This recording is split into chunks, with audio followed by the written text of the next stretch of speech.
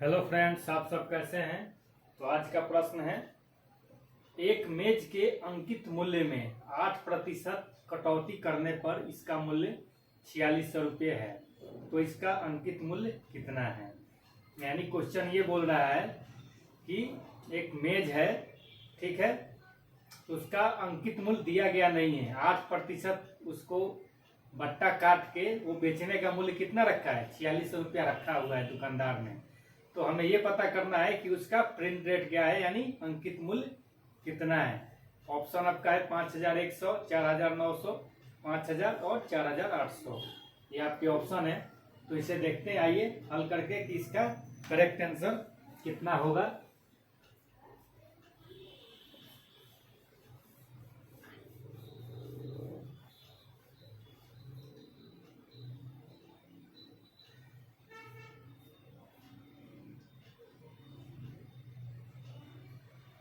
देखिए यहाँ पे मान लिया कि अंकित मूल्य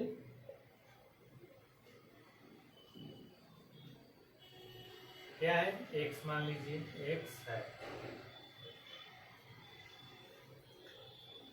तो प्रश्नानुसार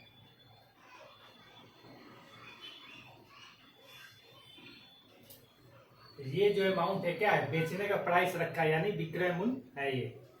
तो विक्रय मूल्य बराबर क्या होता है, विक्रय मूल्य बराबर होता है अंकित मूल्य माइनस कटौती। ठीक है, अब देखिए विक्रय मूल्य कितना है, 4600 रुपया है, आप लिख दीजिए। अंकित मूल्य कितना है, x माने हैं आप, 100 गया, माइनस कटौती। कटौती कितना है, 8% है। तो 8% किसका कटौती है, x का 8%। ठीक है, अब आगे बढ़िए, ये 4600 का 4600 लिख दीजिए। अब x माइनस x का 8%, यानी x गुना 8% हटेगा तो क्या हो जाएगा, बट्टे में 100। अब देखिए 4 दूनी 8 और 4 से काटिएगा तो क्या होगा, 25 बार में कटेगा, यानी 4600 बराबर 25 में x से गुना कीजिए, कितना होगा 25x माइनस 2x बट्टे क्या होगा 25। आप भिन्न का जोड़ जोड़िएगा तो इतना ही होगा। अब इतना आप लोग लिख लिए होंगे, आगे बढ़ते हैं थोड़ा।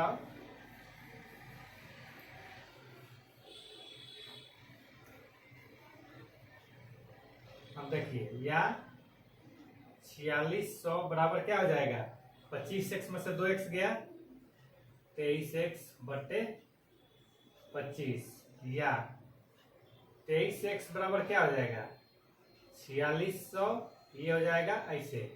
तो बट्टे में कुछ नहीं है तो एक होता है, तो ये क्रॉस मल्टीप्लिकेशन होगा, 4600 गुना 25।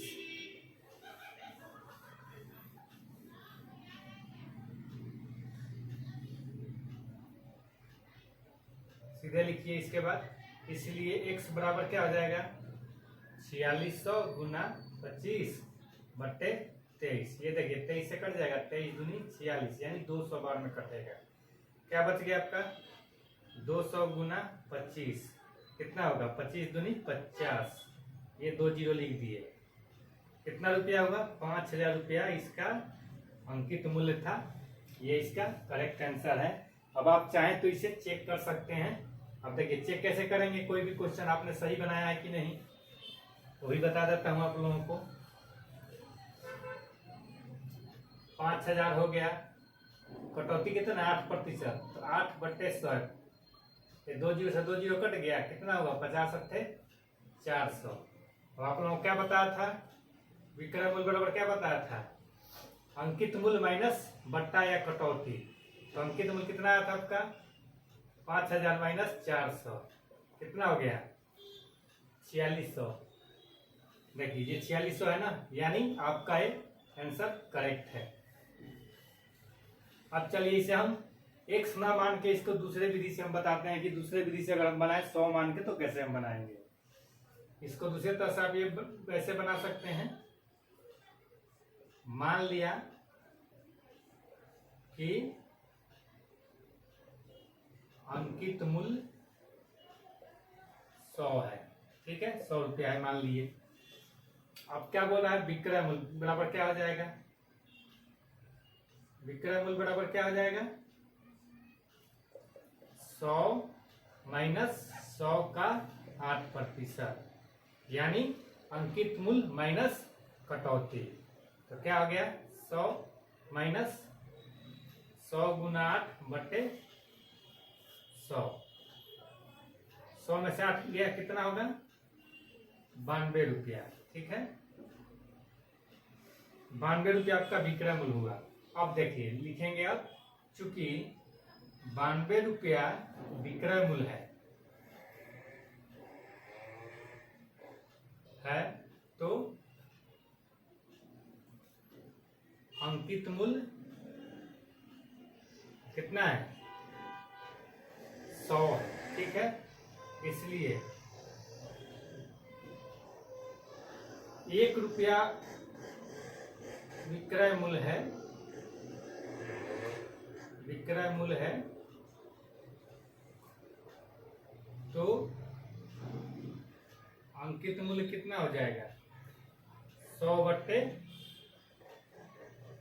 ये 92 रुपया हो जाएगा।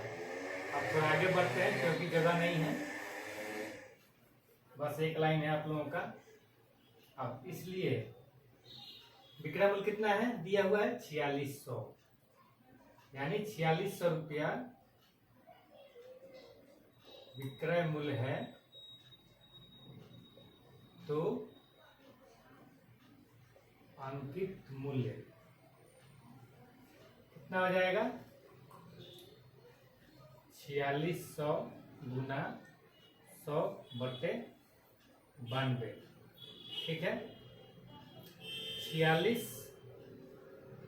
से कट जाएगा, 46 100 बार में कटेगा और 46 दूनी क्या आ जाएगा, 92, 2 से कट जाएगा कितना, 50 बार में, तो क्या हो जाएगा 100 गुना 50, 5000 रुपया अंकित मूल्य था इसका।